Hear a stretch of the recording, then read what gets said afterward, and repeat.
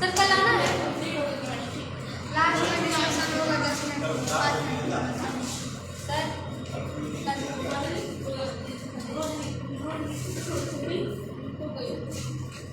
कल का डिस्कशन कर लो कल का डिस्कशन मंडे को जाना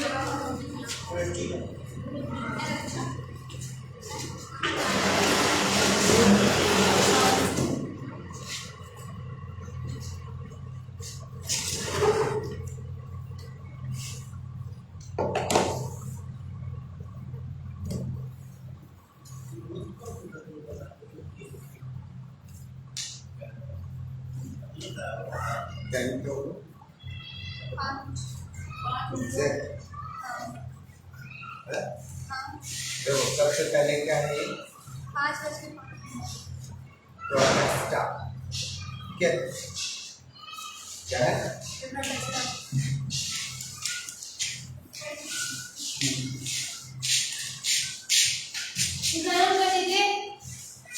देखो अगर बात की जाए किसी अगर प्रोटेस्टा की बात की जाए किस चीज की सेल अगर सेल की बात की जाए कि ये जो प्रोटेस्टा है ये प्रोटेस्टा कैसा है एक कोशिकीय है या बहुकोशिकीय है तो प्रोटेस्टा की अगर हम बात करेंगे तो ये कैसा होता है एक कोशिकीय कैसा होता है एक कोशिकीय ठीक है तो ये होता है तुम्हारा एक कोशिकीय ठीक है नोट्स बनाते चलना क्योंकि साथ में ये पूरा प्रोटेस्टा खत्म हो जाएगा ठीक है अगर अब बात करें एक कोशिकीय होता है तो इसके गुण की बात करें प्रोटेस्टा के गुण की बात करें इसकी गुण की तो ध्यान रखना पहला नंबर लिखते जाना ये कैसा होता है अभी बताया हमने ये कैसा होता है एक कोशिकीय कैसा होता है एक कोशिकीय मतलब इसकी जो कोशिका होती है सेल होती है वो किसकी बनी होती है केवल एक ही सेल की बनी होती है ठीक है लेकिन वो कई किसकी बनी होती है एक ही सेल की बनी होती है ठीक है दूसरा जो इधर सुन लो एक ही सेल की बनी होती है दूसरी चीज अगर हम बात करें कि भाई ये कैसा होता है प्रोकैरियोटिक होता है या यूकैरियोटिक ठीक है तो ध्यान रखना प्रोकैरियोटिक हमने बताया था कि प्रोकैरियोटिक वो होते हैं जिनमें न्यूक्लियर मेम्ब्रेन नहीं पाई जाती न्यूक्लियर मेम्ब्रेन नहीं पाई जाती उसके जो मटेरियल होते हैं कुछ मटेरियल होते हैं वो कोशिका द्रव में स्वतंत्र रूप से पाए जाते हैं उसको प्रोकैरियोटिक कहते हैं यूकैरियोटिक का मतलब होता है कि सेल के अंदर ट्रू न्यूक्लियस उपस्थित होता है तो जिसमें सेल के अंदर ट्रू न्यूक्लियस उपस्थित होगा उसको हम क्या कहेंगे यूकैरियोटिक कहेंगे क्या कहेंगे यूकैरियोटिक अगर ये बाकी मटेरियल तो है लेकिन ये न्यूक्लियर मेम्ब्रेन नहीं है तो उसको हम क्या कहेंगे प्रोकैरियोटिक कहेंगे तो ये कैसा होता है ये कैसा होता है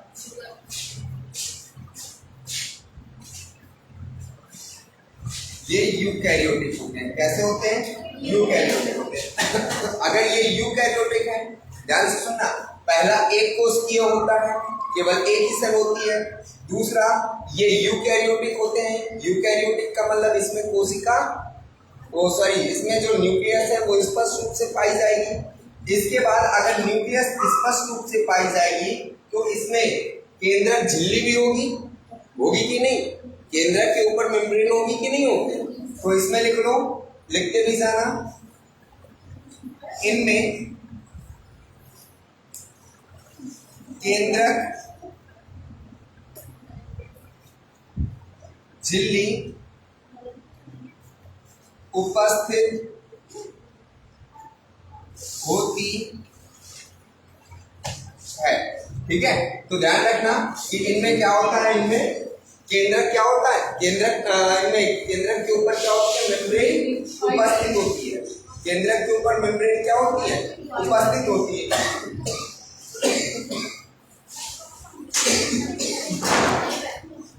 अब देखो भाई, अगर इनमें केंद्रक के ऊपर झिल्ली उपस्थित है, इधर केंद्रक के ऊपर झिल्ली उपस्थित है, तो इनमें कोशिका अंग भी होंगे, कोशिकांग भी होंगे, होंगे कि नहीं? मीन्स कहने का मतलब कि इनमें माइटोकॉन्ड्रिया, गोल्जी बॉडी, ये जितने भी मटेरियल्स हैं तो इनमें ये भी उपस्थित होंगे। तो इसमें ये भी लिख देते हैं कि इनमें क्या होता है, इनमें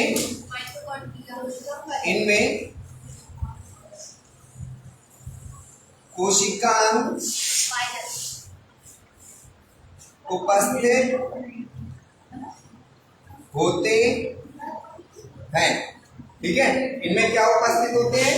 इनमें कोशिकांग उपस्थित होते हैं।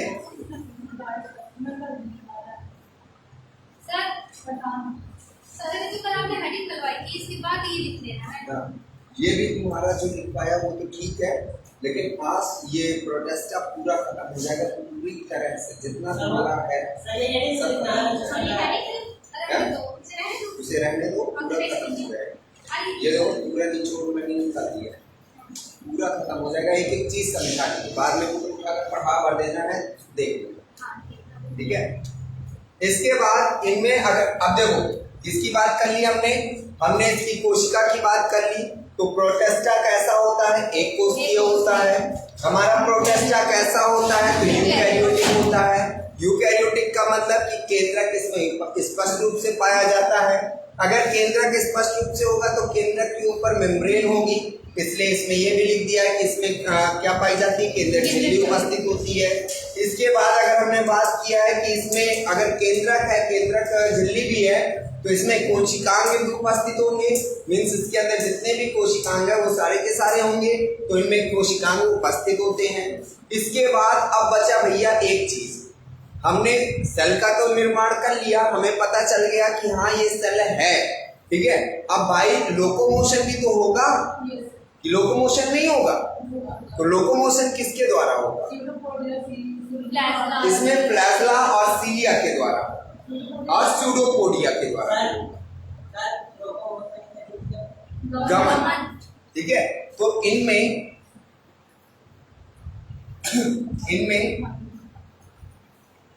गमन किसके द्वारा होगा? इसमें गमन कशाफ, इनमें गमन का साब पश्चिमाभ के द्वारा होता है। किसके द्वारा होता है? इनमें गमन काशाभ और पश्चिमाभ के द्वारा होता है। काशाभ का मतलब है प्लाज्मा और पश्चिमाभ का मतलब है सीलिया। ठीक है,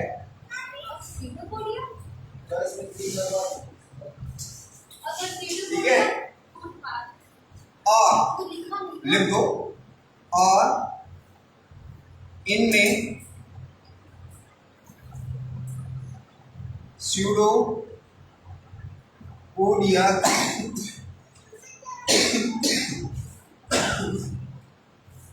के द्वारा भी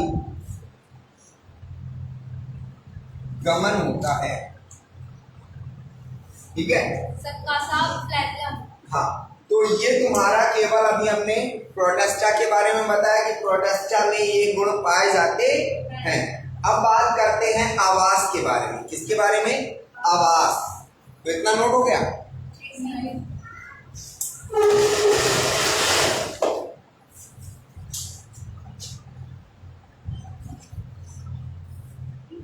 सर साथ में लिख ले, और इनमें गमन का साफ पश्चिमाभ और फूटपाथ के द्वारा होता है। हाँ, ठीक है। इसके बाद अगर बात करते हैं किसके बारे में? आवास के बारे में। किसके बारे में? आवास के बारे में, कि अब इनका आवास कैसा होता है, ये कहाँ पाए जाते हैं। तो ये ध्यान रखिएगा, ये कैसे होते हैं? जो प्रोटेस्टा होते हैं, हमेशा याद रखना कि ये कैसे होते हैं। पहला नंबर मोस्ट इंपॉर्टेंट है, ये जलीय होते हैं। कैसे होते हैं? ये जलीय होते हैं, अर्थात जल में पाए जाते हैं। कहाँ पाए जाते हैं? जल में पाए जाते हैं। ठीक है, और कौन से जल में? क्योंकि जल भी हमारे कई प्रकार के होते हैं, तो कौन से जल में? ये जलीय होते हैं, ये स्वच्छ जल में और अलवणीय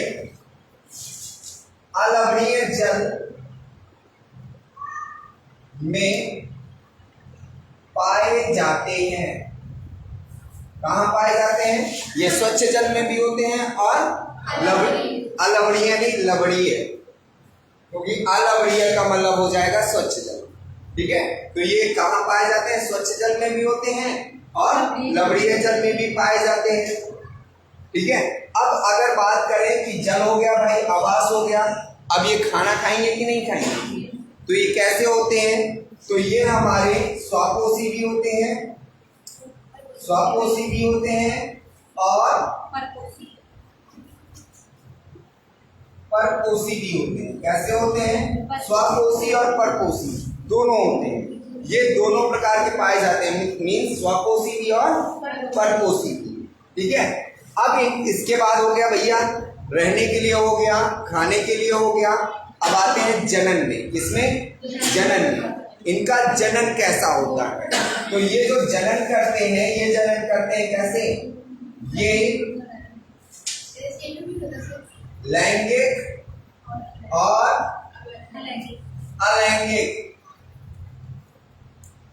अलैंगिक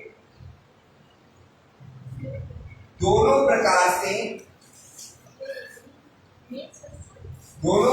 से क्या करते हैं? जनन करते हैं। कैसे जनन करते हैं? ये लैंगिक और अलैंगिक दोनों प्रकार से। जलीय स्वच्छ जल में और लवणीय जल में पाए जाते हैं।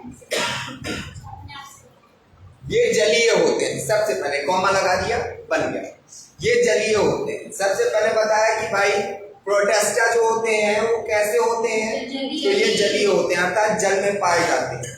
अब पूछा गया कैसे जल में पाए जाते हैं? तो ये स्वच्छ जल में भी होते हैं और लवणीय जल में भी पाए जाते हैं। इसके बाद ये पोषण कैसे करते हैं? तो ये स्वापोषी भी होते हैं और परपोषी, अर्थात अगर देखा जाए तो ध्यान रखिएगा ये गिरगिट के जैसे होते हैं।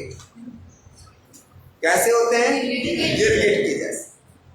अपना स्वरूप तुरंत परिवर्तित करते हैं, तुरंत। अर्थात ये पौधे के भी जैसे होंगे। किसके जैसे? उच्च कोटि के पौधे के जैसे, निम्न कोटि के पौधे के जैसे और जंतुओं के जैसे भी ये पाए जाते हैं। मतलब कहने का जो प्रोटेस्टा होता है वो उनमें सभी प्रकार के लक्षण उपस्थित हैं, सभी प्रकार, उच्च कोटि के भी, निम्न कोटि के भी और जंतुओं के भी। बात समझ में आ रही है? इनमें जंतुओं के भी लक्षण है, इनमें पौधों के भी लक्षण है। क्यों? क्योंकि ये अपने भोजन का निर्माण स्वतः कर रहे हैं ना। तो स्वतः कर रहे हैं इसका मतलब क्या है? कि इनमें ये स्वपोषी हैं। अगर ये स्वपोषी हैं तो इसका मतलब है, अगर ये स्वपोषी हैं तो इसका मतलब है, बेटा लेट कर दिए, बहुत छूट गया। अगर ये स्वपोषी हैं तो इसका मतलब है कि पौधों के जैसे इनमें क्लोरोफिल उपस्थित है। ध्यान से सुनना, अगर ये स्वपोषी हैं तो इसका मतलब है कि इनमें पौधों के जैसे कुछ ना कुछ पाया जा रहा है। क्योंकि पौधा ही हमारा एक ऐसा ऑर्गेनिज्म है जो क्या करता है? अपने भोजन का निर्माण स्वतः करते हैं। हम लोग तो नहीं करते ना, नहीं करते, लेकिन ये क्या करता है? अपने भोजन का निर्माण स्वतः करता है। और जब ये अपने भोजन का निर्माण स्वतः करता है तो इसका मतलब है कि इनमें कोई ना कोई ऐसा चीज है जो भोजन को बनाने में क्या करता है? मदद करता है। ठीक है, तो इसका मतलब कि जो क्लोरोफिल है, पौधों में क्या पाया जाता है? क्लोरोफिल पाया जाता है ना। पौधों में क्या पाया जाता है? पौधों में क्लोरोफिल होता है और पौधे अपने भोजन का निर्माण तभी कर पाते हैं सूर्य के प्रकाश की उपस्थिति में। तो जो तुम्हारा प्रोटेस्टा होता है, प्रोटेस्टा के कुछ जीवों में भी क्या पाया जाता है? क्लोरोफिल होता है। और यही कारण है कि वो अपने भोजन का निर्माण स्वतः करते हैं। लेकिन कुछ ऐसे भी होते हैं जो अपने भोजन का निर्माण प्रकाश संश्लेषण के द्वारा नहीं करते। तो वो क्या करते हैं? छोटे छोटे जो कीड़े मकोड़े पाए जाते हैं उनके आसपास वो उनका भक्षण कर लेता है। इनको खा लेता है, जिसके कारण उनको परपोषी के नाम से भी जाना जाता है। और कुछ ऐसे भी होते हैं जो जंतुओं में पाए जाते हैं और उनके द्वारा अपना भोजन प्राप्त करते हैं, तो इसलिए उनको परपोषी के नाम से जाना जाता है। मतलब कि प्रोटेस्टा कैसा होता है, स्वपोषी और परपोषी दोनों होता है। इसके बाद प्रोटेस्टा कैसा होता है, तो प्रोटेस्टा लैंगिक भी होता है और अलैंगिक भी होता है। मतलब विभाजन करके अपने संख्या बढ़ा लेगा और गैमीट का निर्माण करने के बाद ये अपने जाइगोट का निर्माण गैमीट का निर्माण करने के बाद ये क्या करता है, अपने अगली जनरेशन का निर्माण कर लेता है। इसलिए क्या करते हैं, इसको लैंगिक भी कहते हैं। अर्थात इनमें लैंगिक और अलैंगिक दोनों प्रकार का जनन होता है। इतना समझ में आ गया है? यहां तक आ गया। चलो आगे देखो।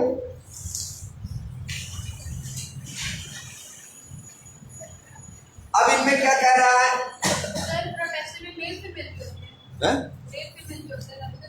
नहीं हम बता रहे हैं, ठीक है। इसके बाद अगर अगला देखें तो इनमें क्या होता है, इनमें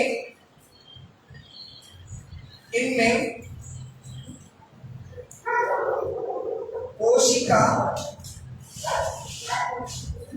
संलयन होता है। क्या होता है, इनमें कोशिका संलयन होता है। कोशिका संलयन जानते हो, कोशिका संलयन, कोशिका संलयन का मतलब नहीं जानते हैं?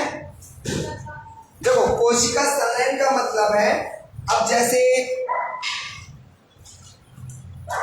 तुम लोगों ने मूवी देखी है मम्मी, मम्मी मूवी देखी है, मम्मी नहीं मम्मी देखी है ना, हॉलीवुड मूवी। उसमें क्या करता है, एक आदमी को पकड़ लेता है मम्मी और उसकी पूरी की पूरी एनर्जी अपने अंदर ले लेता है ना।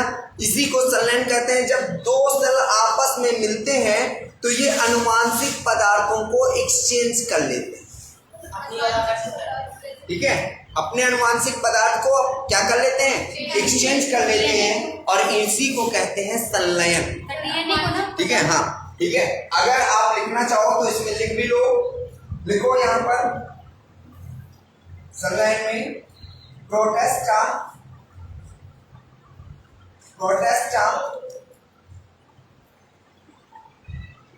आपस में जुड़कर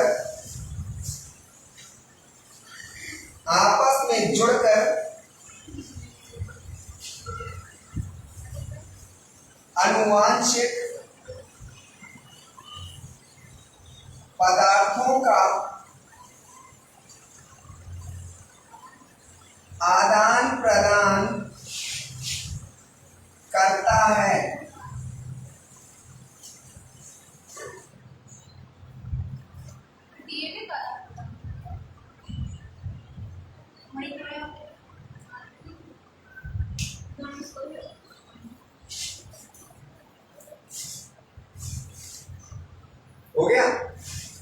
हो गया, ये नोट हो गया, ये नोट हो गया।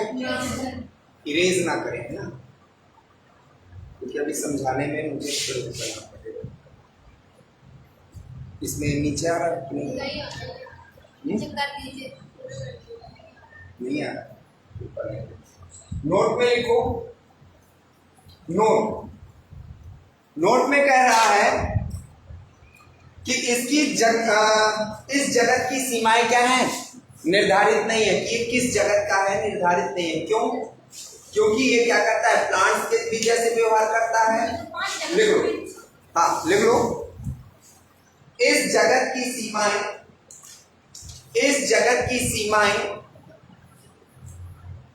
ठीक तरह से निर्धारित नहीं हो पाई। मतलब ये जो प्रोटेस्टा जगत है, क्या है, प्रोटेस्टा जगत,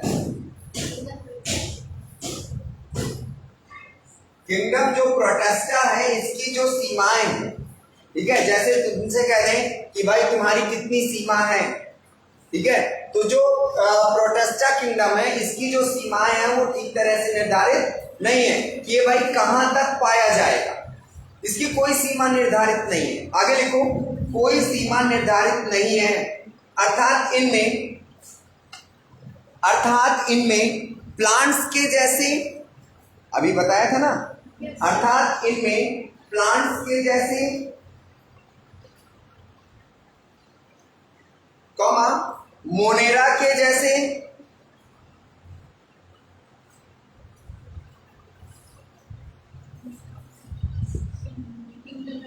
मोनेरा के जैसे और बड़े से बड़ा बड़े से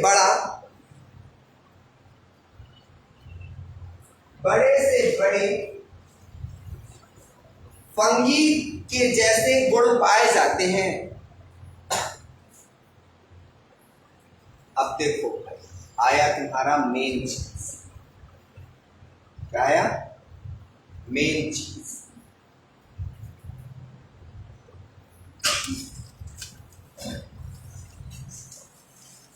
अब आएगा, अब आया तुम्हारा मेन चीज। अब देखो आते हैं, ये तो हो गया हमारा पूरा का पूरा, क्या पूरा का पूरा ये हो गया हमारा प्रोटेस्टा का डिस्क्रिप्शन। अब समझ में आ गया इसको प्रोटेस्टा क्यों कहते हैं? आया मतलब एक कोशिकीय होगा, ध्यान रखना, उसमें वो यूकैरियोटिक होगा।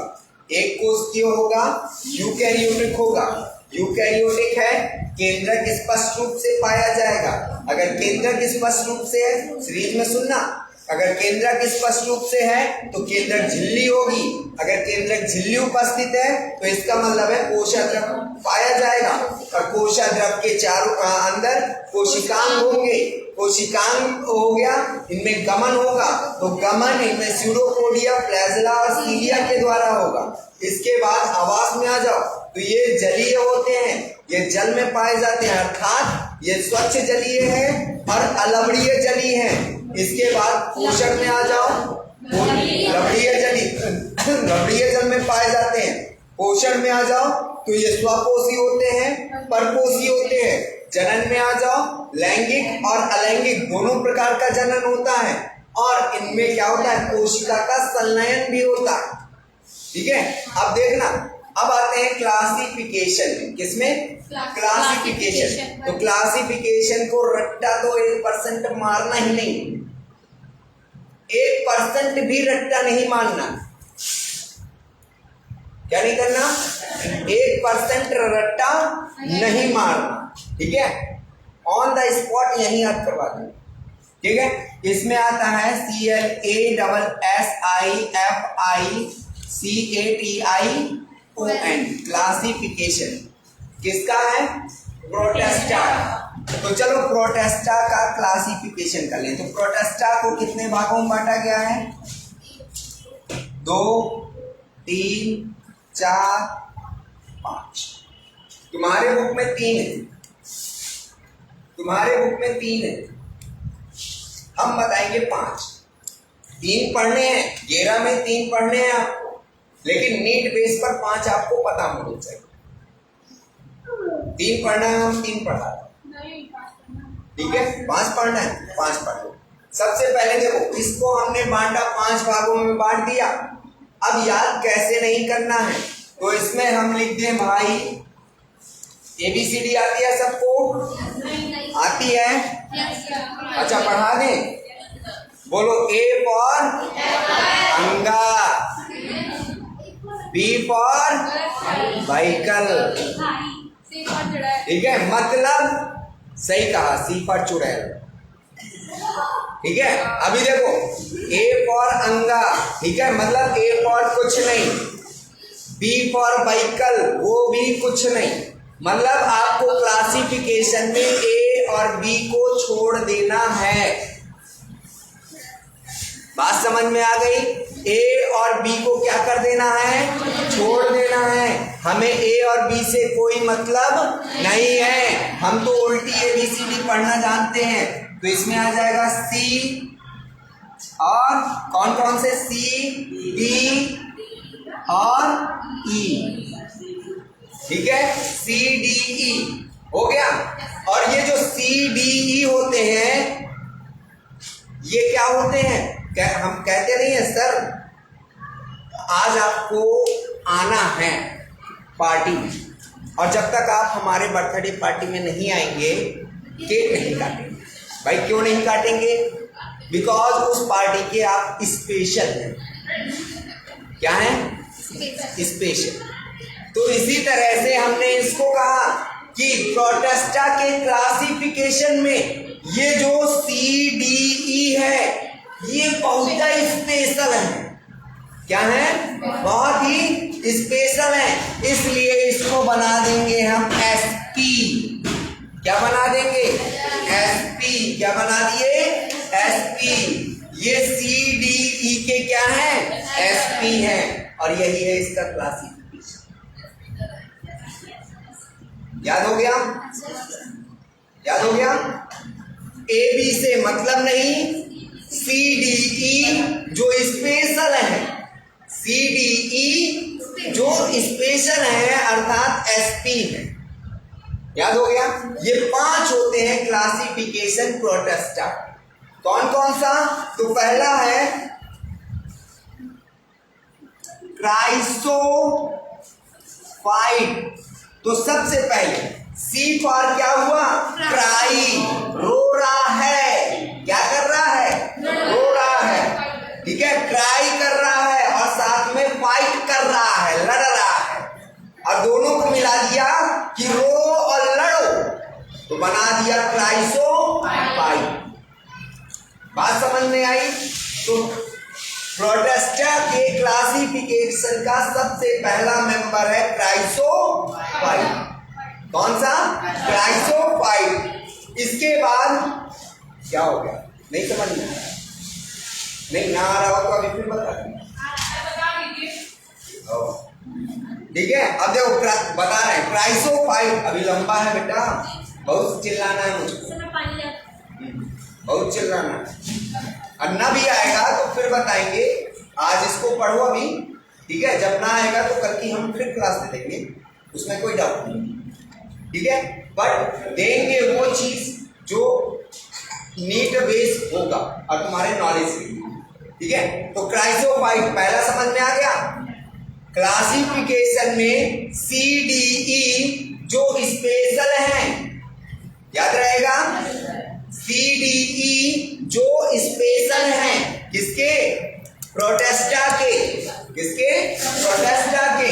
CDE जो स्पेशल है प्रोटेस्टा के। ठीक है, दूसरा भैया C फॉर हमने बना दिया क्राइसोफाइट। D फॉर क्या हो गया? D फॉर क्या होता है? D फॉर क्या होता है बताओ, अपनी भाषा में बताओ। D for dino. D for dino. D for dino. क्या हो गया? नहीं मिला क्या? D for dino. तो ये डाइन है, तुमको नहीं कह रहे। ठीक है, ये है डाइन। ठीक है, हम किसी को और को नहीं कह रहे, ये है डाइन। कौन? D for dino. तो इसमें क्या लिखते हैं? डाइन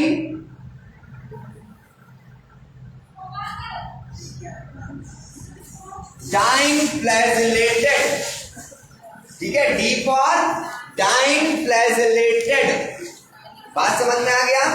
ठीक है, देखो D फॉर डाइन, डाइन का मतलब दो और फ्लैजेलेटेड का मतलब क्या? इसमें का सांप है। तो ध्यान से सुनना, जो भी दुई चोटी बांधे हो वो डाइन है। ठीक है, बात समझ में आई? तो इधर देखो, इधर बड़े याद कैसे रखेंगे? बड़े बड़े जिसके बाल हो, ठीक है, वो डाइन है। ठीक, तो देखो इधर डाइन फ्लैजेलेटेड, दो फ्लैजला वाला। डाइन फ्लैजेलेटेड, दो फ्लैजला वाला। तो पहला क्या हुआ? Chrysophyte. C for chrysophyte, D for dinoflagellated. अब E फॉर क्या है? E क्या है?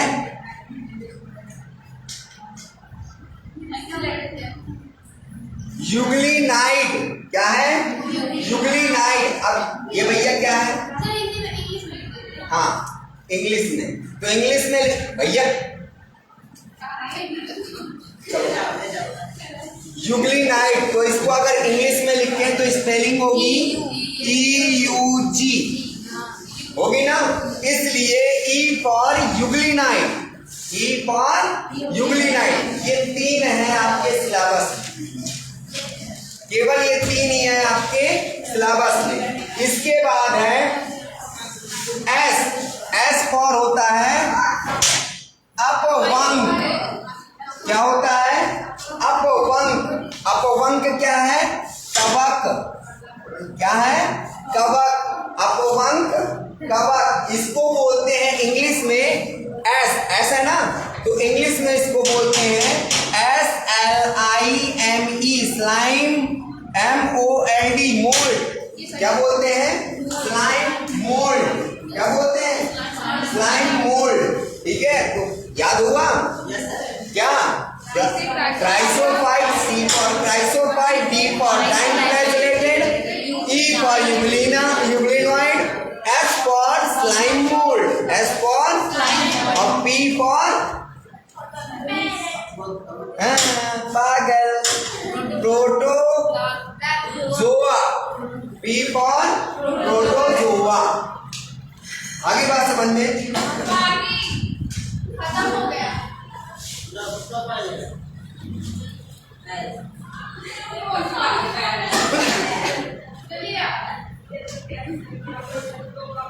अब देखो, इनमें से कुछ चीजों को देख लो फिर आगे बढ़िए। ठीक है, अब बात करते हैं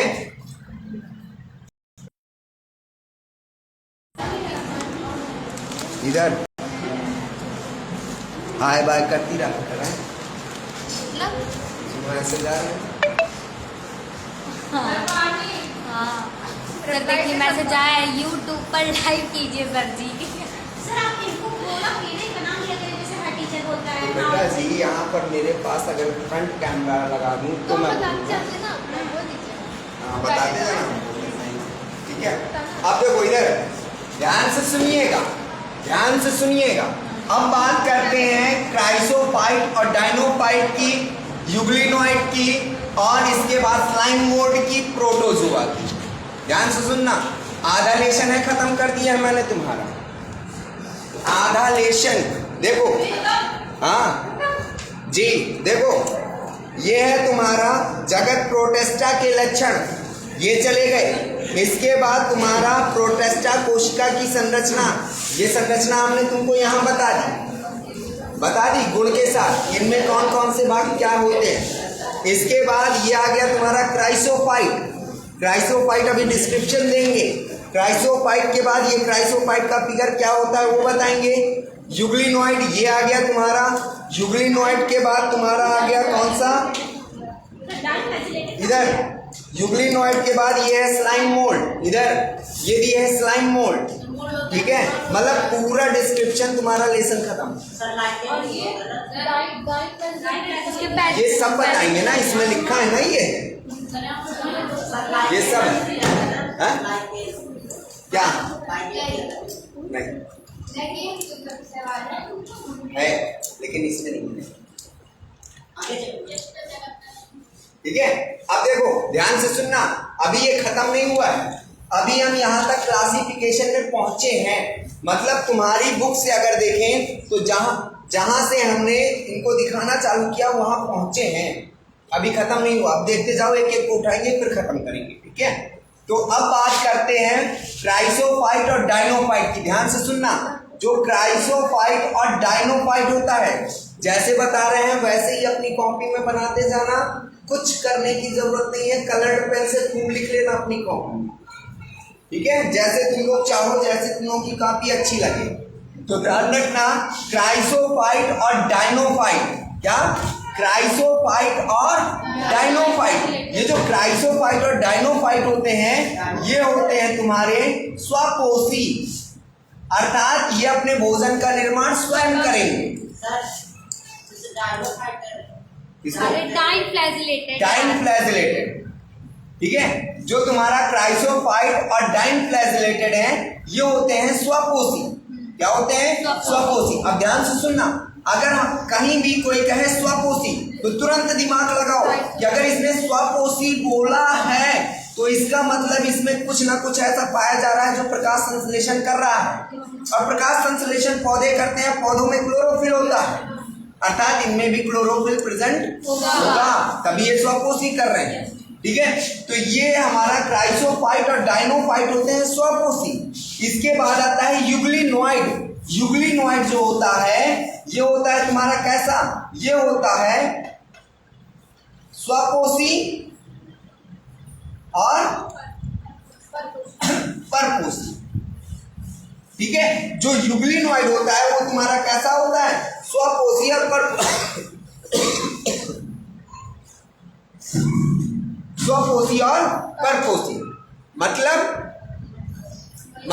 स्वपोषी भी होता है, परपोषी भी होता है। मतलब कहने का स्वपोषी और परपोषी के कहने का मतलब ये है कि भैया अगर प्रकाश मिला तो हम बैठे बैठे बनाएंगे, और अगर नहीं मिला तो आसपास के जो छोटे छोटे प्लंकटन्स हैं उनको खाकर काम चलाएंगे। तो अगर प्रकाश, छोटे छोटे कीड़े मकोड़े, अगर इनमें सूरज की किरणें पड़ी तो ये स्वपोषी के जैसे काम करेंगी। अगर सूरज नहीं निकला या प्रकाश नहीं मिला तो टेंशन लेने की बात नहीं है, टेंशन लेने का नहीं, देने का। ये कहता है यूग्लिनोइड कि टेंशन लेने का नहीं, टेंशन देने का। तो ये अगर प्रकाश मिला तो कहता है मैं नहीं टेंशन लेता, है ना, तो क्या करता है आसपास के कीड़े मकोड़ों को खाना चालू कर देता है छोटे छोटे। ठीक है, इसलिए ये स्वपोषी और परपोषी होगा। इसके बाद आता है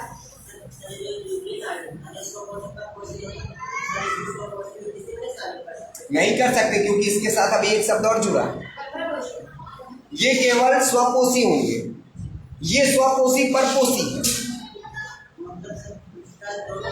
नहीं कर सकते। ये बताओ, तुम शुद्ध शाकाहारी पंडित हो, ठीक है, और हम मांस मछली सब खाते हैं, ये बताओ हम कह सकते हैं कि हम शुद्ध शाकाहारी पंडित हैं? नहीं कह सकते हैं। क्यों? क्यों? हम साग सब्जी नहीं खाते क्या? तुम साग सब्जी नहीं खाते क्या? तो हम भी तो तुम्हारे उसमें आ सकते हैं। क्या हमको मिला सकते हो कि सर नहीं आप भी शुद्ध शाकाहारी पंडित हैं? नहीं ना, क्यों? क्योंकि हम साथ में और कुछ भी। बात समझ में आ गई? ठीक है, अभी लाई तो थी बॉटल, डिस्टर्ब मत किया करो थोड़ा सा। जिसको लेने जाना है बॉटल खाली हो गई है, जाओ भरवा कर लेकर चले आओ। बॉटल लेकर जाना क्योंकि कैप फेंक देते हो आप लोग, फिर कैप ढूंढना पड़ता है हमको सीट के नीचे झुक झुक के।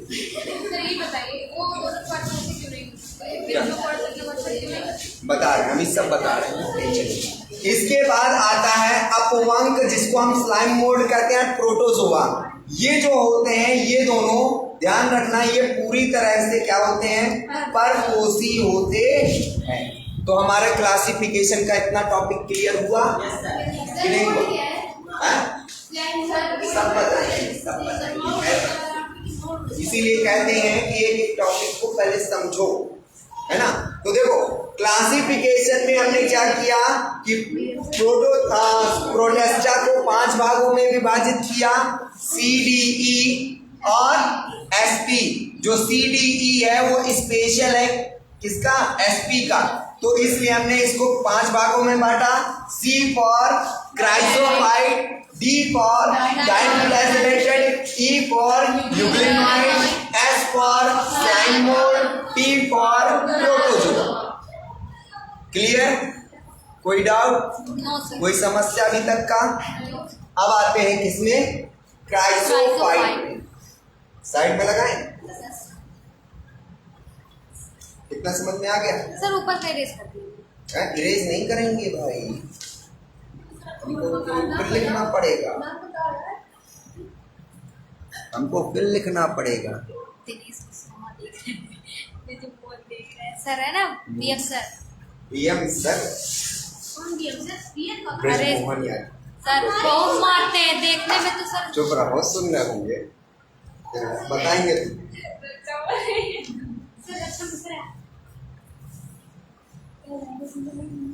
अब देखो, अब आते हैं, इसको साइड में लगाए, लग गया। लग गया वो, हाँ आ गया ना। चलो अब देखो आते हैं किसमें, क्राइसोफाइट में। किसमें, क्राइसोफाइट। ध्यान से सुनना, अब किसकी बात कर रहे हैं, क्राइसोफाइट की। किसकी, क्राइसोफाइट की।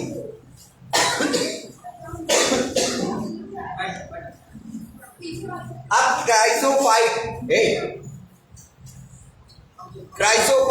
अब देखो सबसे पहला हमने लिया C for chrysophyte, C for chrysophyte. अब बात करते हैं क्राइसोफाइट की।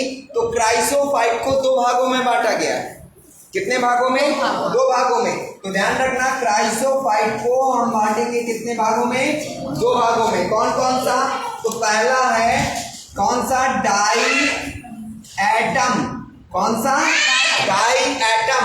कौन सा, डाई एटम। Die atom. दूसरा है तुम्हारा, दूसरा है कौन सा, सुनहरे शैवाल। कौन सा, सुनहरे शैवाल। तो हमारा जो क्राइसोफाइट है,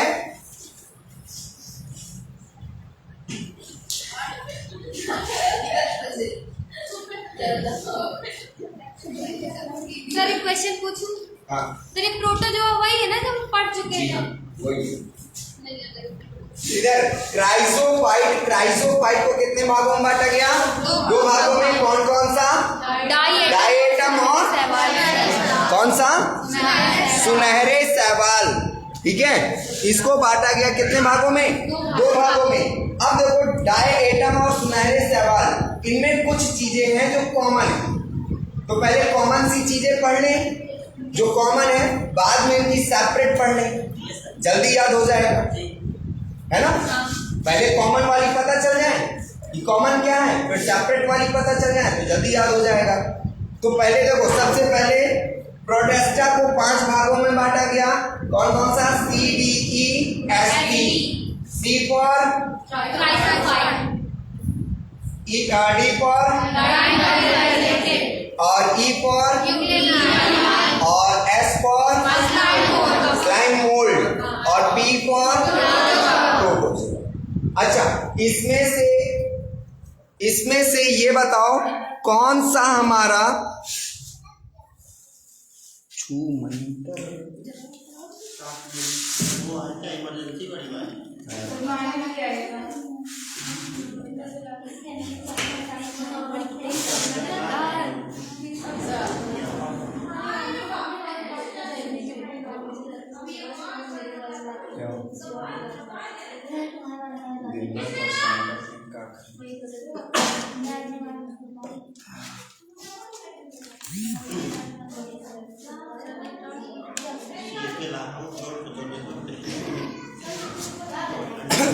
इधर। तो देखो डाई एटम की अगर हम बात करें कॉमन, इसमें हम बीच में लिख दें COMMON, कॉमन। ठीक है, कोई दिक्कत तो नहीं है, हेडिंग तो नहीं मान लोगे हैं। हमने डाई एटम और सुनहरे शैवाल, क्राइसोफाइट को दो भागों में बांटा। कौन कौन सा, डाई एटम और सुनहरे शैवाल। ठीक है, इसके कुछ कॉमन चीजें हैं, उसके लिए हमने बीच में लिख दिया कॉमन, तो हेडिंग तो नहीं मानोगे ना। ठीक है, तो चलो इसके कॉमन चीजें देखो, ये कहाँ पाया जाता है। तो सबसे पहले ये पाया जाता है कहाँ, स्वच्छ जल में। कहाँ पाया जाता है, स्वच्छ जल में। कहाँ होता है, सबसे पहले ध्यान रखना कि ये दोनों कहाँ पाए जाते हैं, स्वच्छ जल में पाए जाते हैं। और ये कहाँ पाए जाते हैं, लवणीय जल दोनों में पाए जाते हैं। ठीक है, ये स्वच्छ जल और लवणीय जल दोनों में पाए जाते हैं। इसके बाद ये कैसे होते हैं, तो दूसरे ये होते हैं सूक्ष्म जीवी। कैसे होते हैं, सूक्ष्म जीवी। सूक्ष्म जीवी का मतलब है ये माइक्रोस्कोपिक होते हैं, इनको हम अपने नेकेड आइज के द्वारा देख नहीं सकते, इसलिए इनको हम बोलेंगे क्या कि ये सूक्ष्म जीवी होते हैं। कैसे होते हैं? सूक्ष्म जीवी, माइक्रोस्कोपिक। माइक्रो ध्यान रखना, सूक्ष्म में होता है माइक्रो, और जहां माइक्रो आ जाए तो ध्यान रखिएगा कि ऐसे जीव जिनको हम केवल माइक्रोस्कोप के ही द्वारा देख सकते हैं। ठीक है, तो ये जो हमारा डायएटम और सुनहरे शैवाल है ये कैसे होते हैं? सूक्ष्म जीवी होते हैं। कैसे होते हैं? सूक्ष्म जीवी। ठीक है, इसके बाद आता है इनको हम क्या कहते हैं? तो ध्यान रखिएगा, इनको हम कहते हैं फोटो, क्या कहते हैं? Photo plankton. क्या कहते हैं? फोटो प्लैंकटन कहते हैं। क्यों कहते हैं? छोटे कीड़े मकोड़ों को खाते क्यों कहते हैं इनको फोटो प्लैंकटन क्यों कहते हैं? फोटो प्लैंकटन क्यों कहते हैं? नहीं, इनको हिंदी में पादप प्लावक, ठीक है, पादप प्लावक। ध्यान रखिएगा, इनको पादप प्लावक क्यों कहते हैं? क्योंकि डायएटम और सुनहरे शैवाल इनका एक गुण होता है कि इनमें लोकोमोशन के लिए, ध्यान से सुनना, इनमें लोकोमोशन के लिए किसी भी प्रकार के ऑर्गन नहीं पाए जाते, कुछ नहीं होता, कुछ नहीं होता। हाँ, ये बात आई कि भैया गमन कैसे करेंगे डायएटम और सुनहरे शैवाल। ये गुड क्वेश्चन था, वेरी गुड क्वेश्चन। तो भाई हमने क्या बताया कि ये स्वच्छ जल और लवणीय जल दोनों में पाए जाते हैं। तो भैया अगर जल में है तो जल तो बह रहा है ना, जल तो बह रहा है, तो अगर जल बह रहा है तो ये जल के ही साथ बहते हुए चले जाते हैं। बात समझ में आ गई?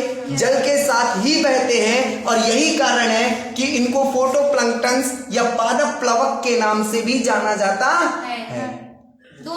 दोनों इसीलिए कॉमन कर दिया। बात समझ में आ गई?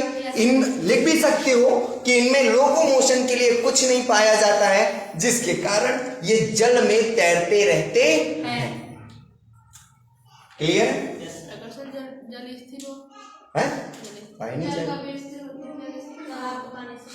तो होता भी है तो भी ऑटोमेटिक इनमें गमन जल के बहाव के कारण होता है। अब देखो आता है डायएटम। डायएटम जो अपने आप में क्या है? एक बम। क्या है? बम, डायएटम।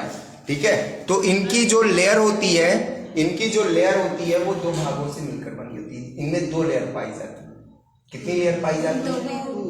बहुत अच्छी चीज है, बहुत अच्छी चीज है। डायएटम अपने आप में बहुत अच्छी चीज है, बहुत अच्छी। ऐसा क्या है इसमें? हाँ, ये कहा तुमने, ऐसा क्या है इसमें? तो ऐसा ये है इसमें कि ये जो होता है, जैसे तुम लोगों ने क्या देखा है, क्या देखा है, क्या देखा है, क्या देखा है? हाँ, अपनी चौटैया का एक गुच्छा देखा है? बिल्कुल सर, है? देखा है? इधर हम बनाए दे रहे हैं आपकी चौटैया का हिस्सा। एक पोर ये हो गया और दूसरा पोर आपका ये हो गया। हो गया? एक पोर बनता है, इसके बाद फिर अगला यही बनेगा, अगला बनेगा, और बाद में ये आपकी चौटैया बनेगी, है ना? तो ये एक प्रकार से हम देखें तो कह सकते हैं साबुनदानी। साबुनदानी दो कवच से मिलकर बनी होती है ना? तो ये साबुनदानी अर्थात इनमें दो सेल्स पाई जाती हैं, दो भित्तियां होती हैं, और उसके अंदर एक पदार्थ भरा होता है जिसको हम कहते हैं सीलिया। हाँ, दो कोशिकाओं से मिलकर बना है, एक ऊपर की और एक नीचे की। क्या? अरे बेटा, पहले पूरी बात तो सुनोगे। सीलिया इसमें लोकोमोटरी ऑर्गन नहीं है, ये एक पदार्थ है, पदार्थ का नाम है जो इसकी कोशिकाओं में भरा हुआ है। वो लोकोमोटरी ऑर्गन, ये इसके अंदर जो पाया जाने वाला पदार्थ है वो उसको कह रहा, सीलिया पदार्थ है ये। तो इसके अंदर जो सीलिया भरा होता है, ध्यान से अब सुनना, इसके अंदर जो सीलिया भरा होता है यही सीलिया इसको मदद करता है, ठीक है, जिसके कारण यह कभी मरता नहीं, कभी नहीं मरता, इसको मरने से बचाता है, मरने से बचाता है। बात समझ में आ गई? टाइम अभी है कि खत्म हो गया? 5 मिनट बचे हैं। चलो तो बाकी के टॉपिक को कल करेंगे। हाँ कल कोचिंग है, ठीक है। बाकी सबको राम राम।